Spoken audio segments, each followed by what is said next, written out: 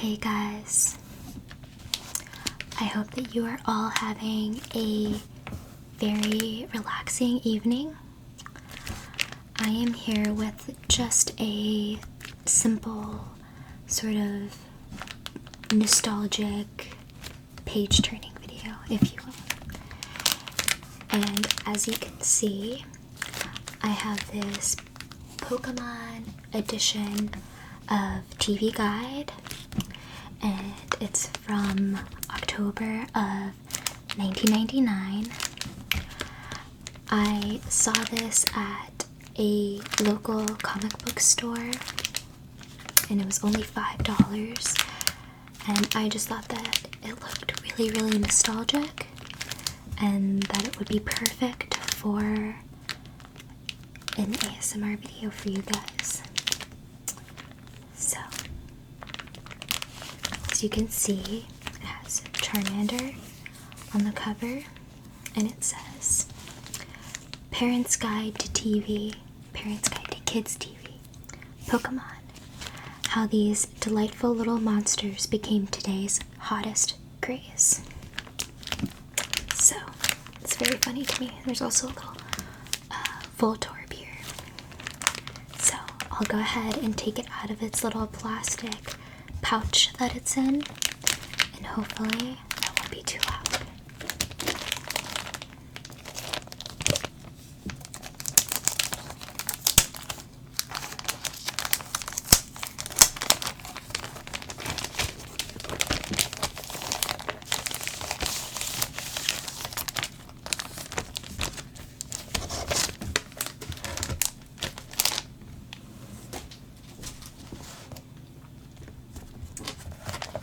So, you can see on the side maybe that it is from October 30th through November 5th, 1999. And it says, wow, Pokemon 4 of 4. So I think this may be the fourth in maybe a series of ones that they came out with about Pokemon. I'm not totally sure. But this is the only one that they had there, so. And I'll just flip through it a little bit and maybe read a couple of the pages.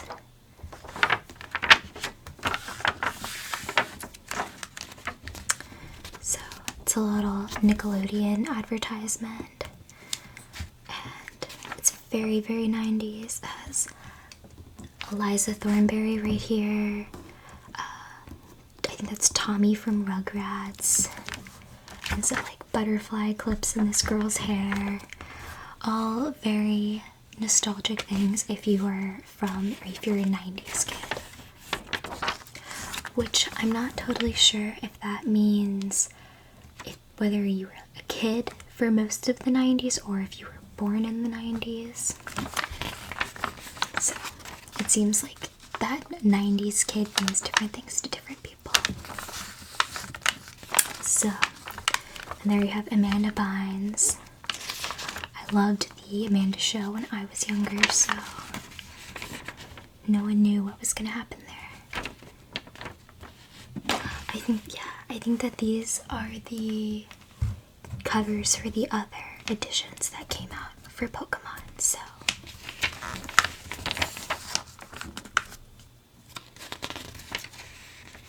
There's a little piece about Bob Barker.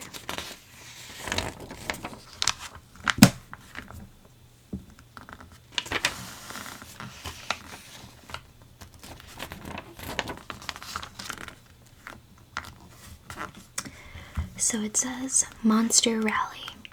Our biannual children's issue contains many helpful features, such as the 10 best new kids shows. But first, how did Pokemon, an obscure Japanese import, become the decade's biggest kid craze? And there's a bonus, a splashy introduction to a brand new Pokemon. Oh, I wonder what that's gonna be. So, I won't read all of this, but I'll read a couple ones. It says, you can't get in. Pokemon culture has its own rules and logic and a dazzling menagerie of characters. It's virtually parent-proof. Of course, this makes it even more appealing to kids. I don't understand what they're talking about, says Janet, and I do think that they do that on purpose. It could be worse. They could be watching something far more disturbing, like, say, road rules. For parents, watching Pokemon is like reading about HMOs. You can pretend to understand, but it's all Greek. Let me clear it up for you. So, this really is a parent's guide for Pokemon, I guess. And here we have Caterpie, Squirtle, Pikachu. I thought that was Starmie for a second, but that's just a badge. Charizard, Rattata. Oh, and here's Ekans.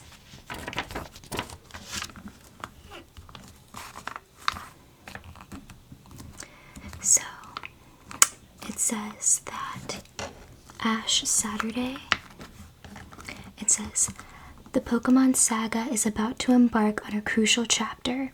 Beginning this week, Saturday, October 30th, 10 a.m., and culminating with 2 shows Thanksgiving weekend, WB is unveiling a 6-part series of episodes in which Ash finally manages to gain a place in the all-important League Championship tournament. His showing in these battles against other Pokemon trainers will determine whether he attains the game's ultimate status, Pokemon Master. And then it has a kind of like a brief synopsis of the first 6 episodes. I used to watch Pokemon episodes on the WB. I think it was like every Saturday and in the morning sometimes. So here we have a Charmeleon, an Ivysaur.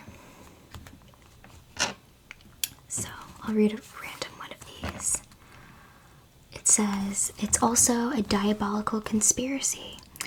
The Pokemon craze is self-perpetuating. You collect something because it's, well, collectible. But unlike, say, fishing lures or beer caps, there is no inherent worth in these cards. I know they're not worth anything, says Sarah, age 14, but it's something to do. They have a book that says what they go for, Eric, age 6, tells me. You make money if you sell them. It's a win-win situation for Eric. His parents buy the cards, but he keeps the profit when he sells them. All I had was a lousy paper route. So, well, they're worth more nowadays, as we know. But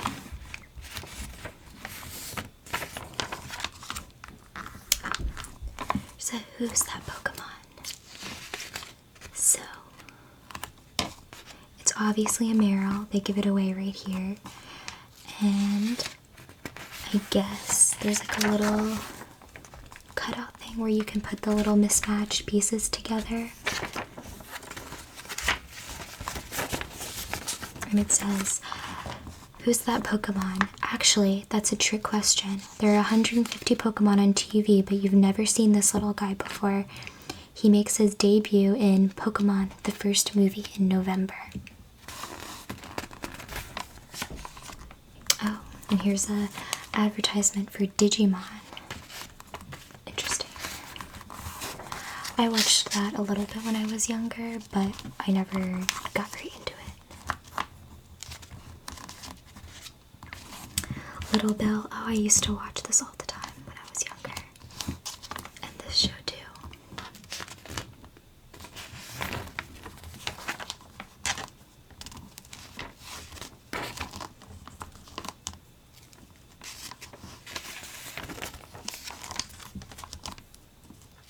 Courage the Cowardly Dog. That show used to terrify me when I was younger. I would still watch it anyway, but it just creeped me out so much. Dragon Tales. I loved that show.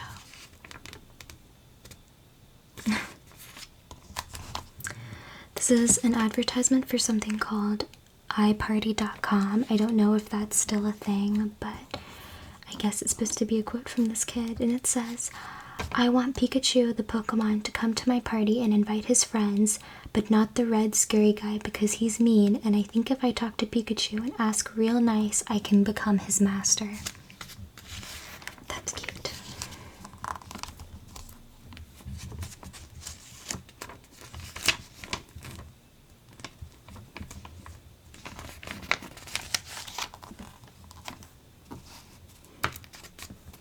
There's something about wrestling, I guess.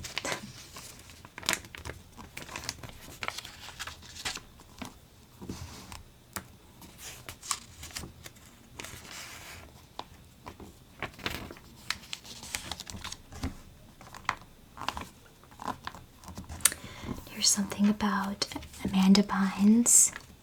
It says, Amanda Bynes is still your typical teenager.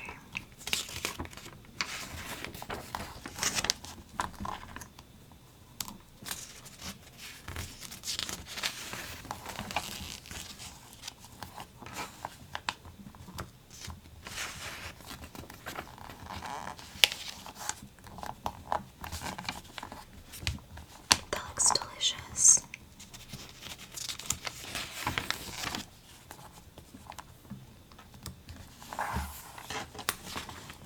There's an actor from Law and Order. I used to love Law and Order when I was in elementary school. They'd have the marathons on the weekends, and I literally would sit and start watching it at 11 a.m. and keep watching it until like 10 p.m. when they had those marathons. And I feel like a lot of the time it was probably not something I should have been watching as like a 10-year-old, but it was very entertaining. But now that I know at least a little bit more about the criminal justice system, it's completely unwatchable because it's just not how anything works the way that they write the show. But it's still entertaining.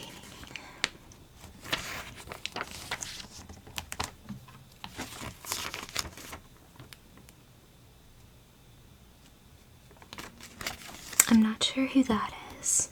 It says Julie Warner. I think she's from a show called Family Law. I've never heard of that, so.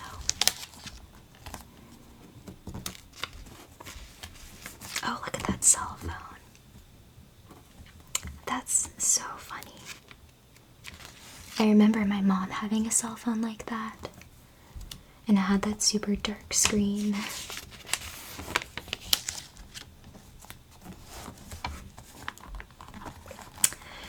Talking about the Blair Witch Project.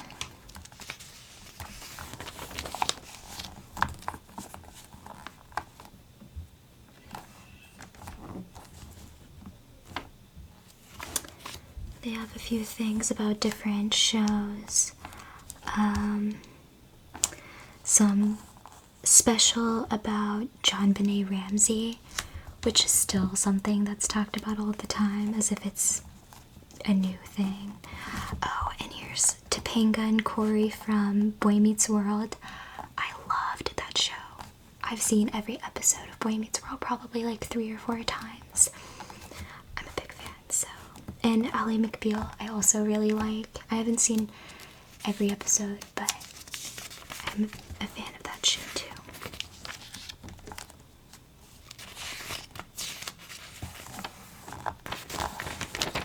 These cars.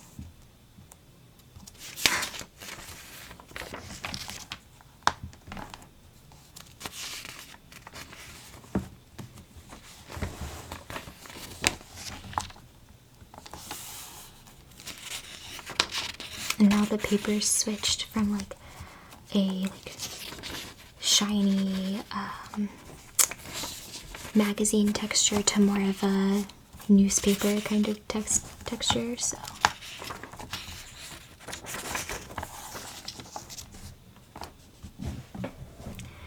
Here's the soap opera guide. I've never watched any soap operas like on my own decision, but my grandmother used to watch soap operas every day, and sometimes I would watch them with her.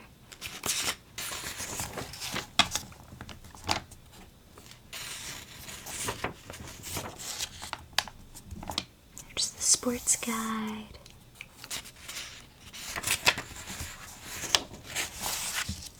I'm going to zoom you in a little bit more.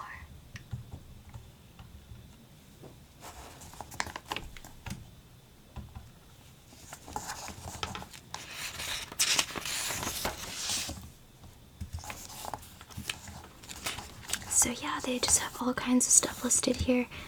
They have Arthur, Bear in the Big Blue House, Family Matters, Pokemon, what else?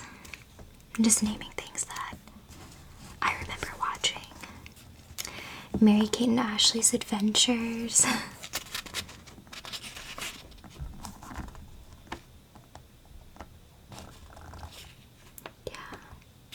TRL. When I was in middle school, I used to watch TRL every day. It came on like right after I got home from school, so it was perfect timing. And then they ended it, so that was like how, and then I immediately became totally out of touch with popular music after they canceled TRL, so.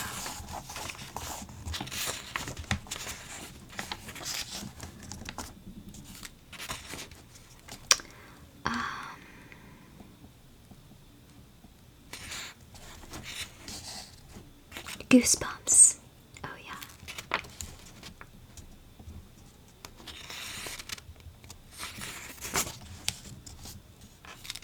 More Goosebumps. MASH.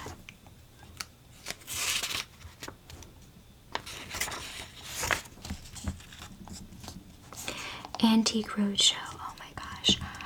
Even to this day, I will watch Antique Roadshow with my mom, like on PBS. And we would talk about all the things we have that we think might be worth something. None of it's probably worth anything, but it would be fun to talk about while you're watching the show.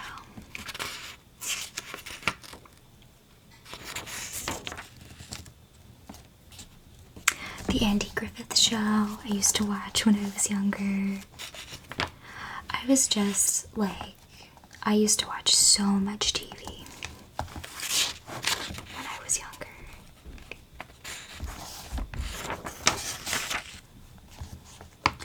There's this Dave Chappelle joke about how when you're a kid you can tell what time it is by what's on TV, and that was 100% me when I was younger. And they have The Amanda Show, Married with Children, Xena. I used to watch that. My sister was a big fan of that. The Simpsons, I Love Lucy. I'll go through these maybe a little bit faster.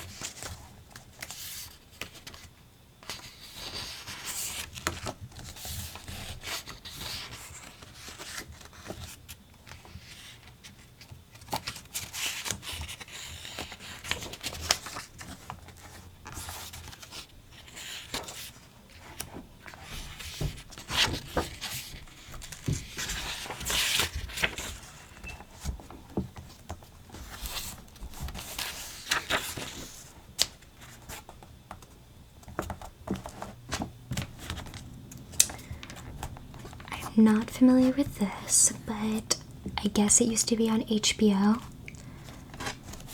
So, oh, and then they have some advertisements for popular music. We have Smash Mouth right here. We have Britney Spears' Baby One More Time right here. I was the biggest Britney Spears fan in the world, you guys. I was absolutely obsessed when I was much, much younger, but I'm still kind of a fan at heart. I mean, definitely. I don't listen to any of her new stuff, you know, because it's not, you know, my taste in music anymore. But I do go back and listen to her first few albums all the time. And like, I've watched so many random things on YouTube, like Britney Spears MTV making the video, because it is the most nostalgic thing in the world, because I remember watching those on MTV when I was like 6 years old, which again, that's probably not something I should have been watching, but it's just super, super nostalgic for me. But yes, I do go back and listen to some of those albums, and it's really fun.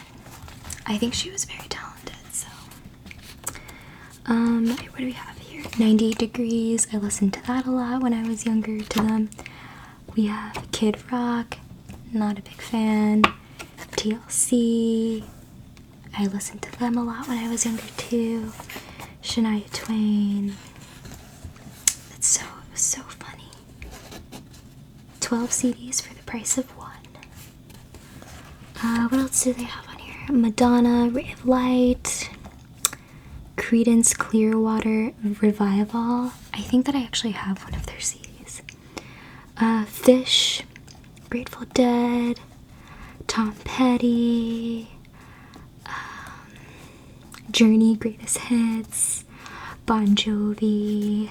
I actually listened to Bon Jovi a bit when I was younger too, which is really random. Eric Clapton, what else? Brandy. Oh, No Doubt, Tragic Kingdom. I had that album. I was a really big fan of Gwen Stefani. Third Eye Blind. I actually saw them in concert just a couple weeks ago, and they were really, really great. Their energy was really good, but it was definitely an older crowd there. Rush, The Doors. I'm a really big Doors fan. If you guys watch any of my CD collection videos, you would notice that. Here we have some stuff about Alfred Hitchcock. American Masters.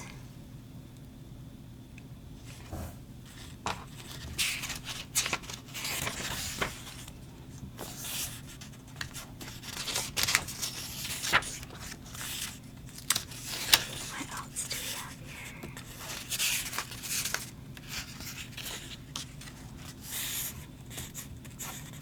I also used to watch Divorce Court a lot when I was younger. I used to watch Judge Judy all the time.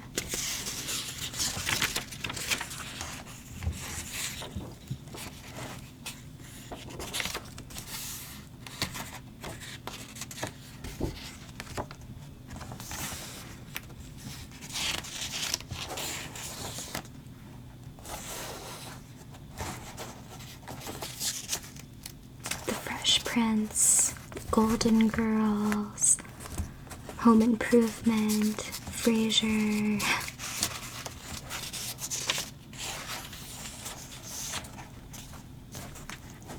Will and Grace, my mom used to watch that all the time. And I see Hey Arnold here. That was one of my favorite shows on Nickelodeon.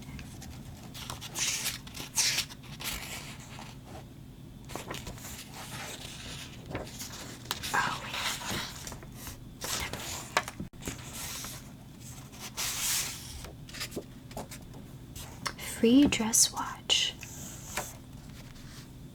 with your subscription to TV Guide. That is very random. I mean, I guess that's not a bad deal. I don't know how nice the watch would be though.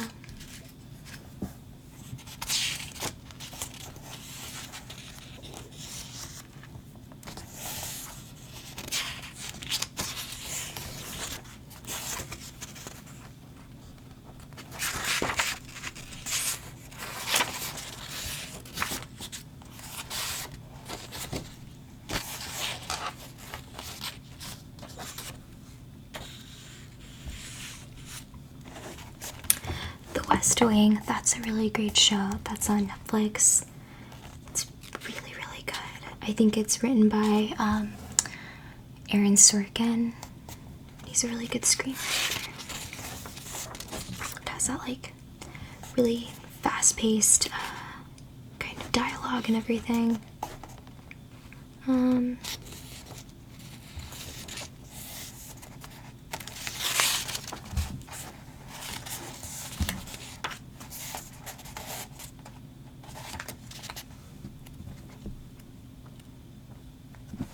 Let's see.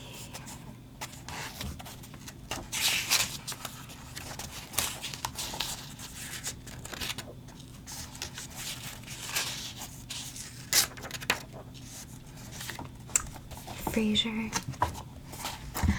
I used to watch Frasier when I was younger, when my parents were at work, like much younger in elementary school, and I would kind of steal lines from the show that I thought were really funny, and I would like use them on my parents whenever I could and it was relevant, and they thought I was really funny, but really I was just plagiarizing Frasier, so I don't think I understood a lot of what was happening on the show. Oh my gosh, whose line is it anyway? I love that show. I used to watch it all the time when they had the reruns on ABC Family.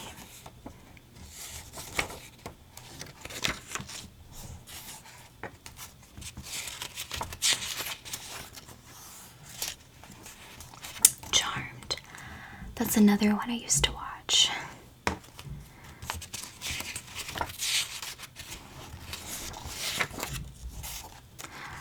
I apologize if you guys can hear my neighbors. They've started like stomping all around, so hopefully it's not being picked up by the camera. By the microphone, I mean. ER.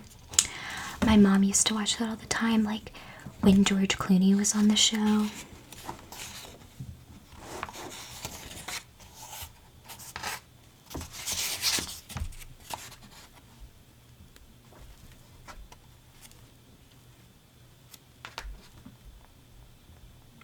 Madeline. I loved Madeline. Oh my gosh. Although Madeline is part of the reason that I've always been very paranoid about getting appendicitis, because in one of the movies she gets appendicitis and her appendix like bursts and she goes to the hospital, and I didn't know what that was, but I figured if that could randomly happen to Madeline, it could randomly happen to me. And so when I was really little, I used to get all upset about it. But I wanted to be like, you know, a young girl in Paris like Madeline.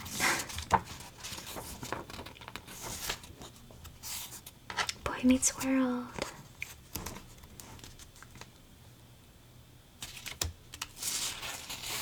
That show went on for so long. It's so crazy because I think he was in like 6th grade when the show started, and then they were, I think, graduating college when the show ended, and it's just so crazy. I don't know if they did it consistently every year, but Sabrina the Teenage Witch, that was a show that I would watch when they had reruns on ABC Family, and it was kind of one of those shows that I didn't really like it, but if it was on, I would watch it if there wasn't anything else on. I've never heard of either of these shows, so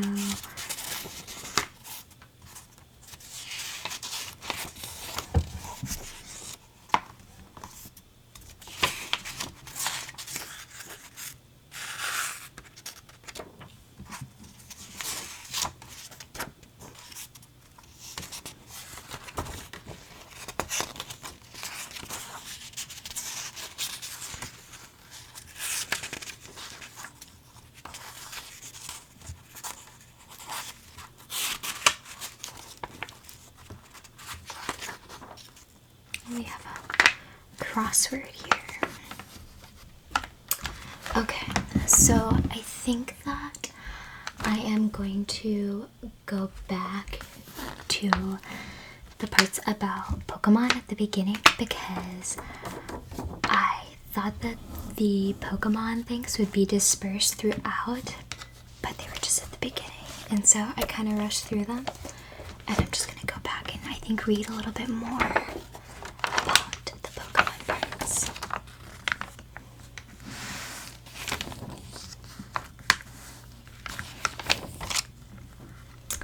Okay. So I think I'll just read this part. It was a beautiful late summer afternoon, perfect for a birthday pool party. Birds chirped, parents chatted, shorts chafed, and the dozen or so young boys in attendance frolicked in the pool. Wait, scratch that last part. They weren't anywhere near the pool. No, they huddled over 3-ring binders packed with Pokemon cards. We tried to remind them that this is a birthday party, says Janet, one of the mothers, but it didn't work. One parent finally told the kids that if water splashed on their cards, they'd be worthless. That worked. The boys packed up the binders, turned to the Pikachu cake, and watched the birthday boy open his presents. If you're a parent or know parents, or have seen some of them weeping quietly in their driveways, then you know Pokemon. It's the Microsoft of kitty obsessions, towering darkly over all that came before, from Pog to Mutant Ninja Turtles, to a quaint activity known as playing outside with something called a ball. What began as a quirky animated Japanese import about cuddly monsters with superpowers has evolved into a real monster, one with legs. To help you cope, I've talked to parents, kids, and television executives and assembled a special primer for you. Here's what you need to know about Pokemon. So, that was a very, judgmental, oh, kids go outside kind of view of Pokemon, but I got that vibe from this earlier. But I'll read these parts too. It says, what a combo, cute animals and a war. You can't beat that with a unicorn, which, by the way, is included. At the theme music, scarily reminiscent of Survivor's Eye of the Tiger theme from Rocky III, it's no wonder this show kicks more butt on Saturdays than a tag team of WWF wrestlers. It's the #1 rated morning show for kids aged 2 to 11. And now, kids aged 2 to 100. It's not just a show, it's a multimedia property, which translates into squeeze the parents dry. You've got the show, the toys, the Nintendo games, the cards, and now Pokemon the first movie, which opens in more than 2,500 theaters November 12th. For a cross-promotion, Burger King will hawk 57 toys, Sears will become Pokemarts, and 140 Warner Brothers stores will transform into Pokemon headquarters.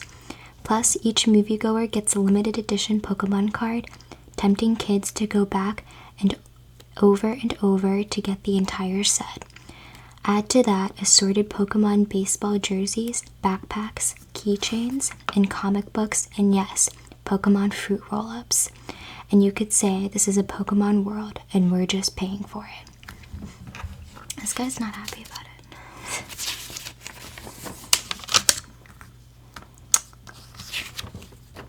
It says, it's an addiction. Tom is 9.5 years old. Note, when under 13, the half matters. He just bought 60 cards for $32. Was it his money? I mostly borrowed to pay, he says, cadging money to get his fix. Oh, he's hooked all right, Tom says. He's definitely going to the movie. If my brother takes me, he even has an enabler. It's a lesson in economics. Meanwhile, Janet hops on eBay, the online auction house, to buy cards for her son. When Catfish Hunter died, his baseball card was going for $1.50. The Pokemon card I was looking for was $70, she says. Her son has 3 different Pokemon card decks. one for trading, one for playing games, and one to protect the investment. This is a good thing. You've got to know what your Pokemon is worth before you trade it. So you learn not to get suckered. And conversely, you learn how to sucker other people, a valuable lesson if a career in consulting is in the future. It's an icebreaker. Pokemon gives parents something to talk about. They start their own trading, not of Pokemon, but of Pokemon stories. What they paid for cards, how kids spend their lunch money on them, how much a Charizard card goes for online. Hey, it beats talking about real estate. I read about the diabolical conspiracy, and it says, there's a message too.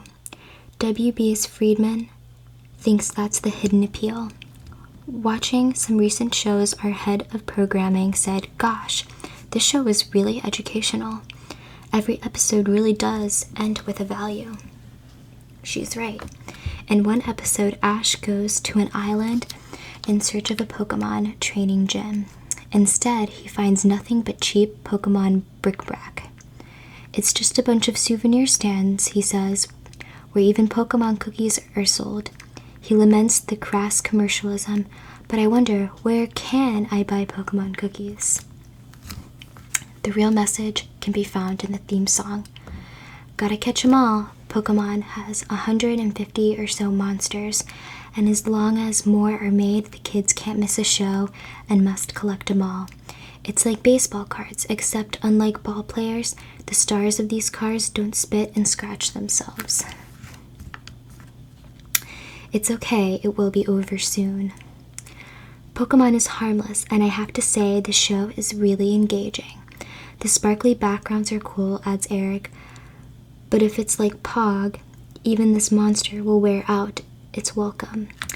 I asked Tom if he'll ever stop watching Pokemon. When they're out of style, he says. When's that? When I collect all the cards. Then they're outdated. And what will you do then? What we did before, go outside and play. So, it's interesting to read this and think about how, in a lot of ways, the person who wrote this was very wrong in their predictions, because I think, it's maybe gone through phases of going out of style, but I feel like really it's just as popular as ever. So, but it's just interesting to get this perspective from 1999. So, I hope that you guys enjoyed this. It ended up being a little bit more about late 90s, early 2000s television than it did about Pokemon. But I still hope that it was relaxing. And I hope that you guys enjoyed this video. I have some more Pokemon videos that I want to do, including going through a few different Pokemon books that I have and things like that. So, thank you guys so much for watching, and I will see you in my next video.